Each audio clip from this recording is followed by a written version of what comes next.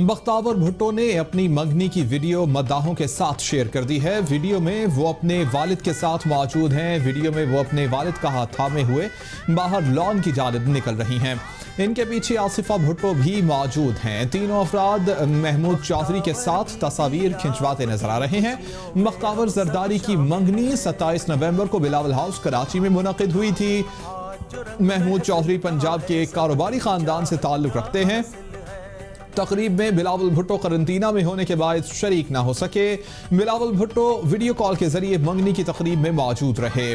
मंगनी की तकरीब से कबल बख्तावर ने ट्वीट में कहा था कि आज का दिन बहुत जज्बाती है, आप सबके प्यार और दुआओं का शुक्रिया। बख्तावर भुट्टो की जानिब से ट्वीट करते हुए यह लिखा गया कि हमारी खुशियों में शामिल पीपल्स पार्टी के कारकुनों का भी शुक्रिया। वीडियो की आपको झलकियां दिखाते हैं।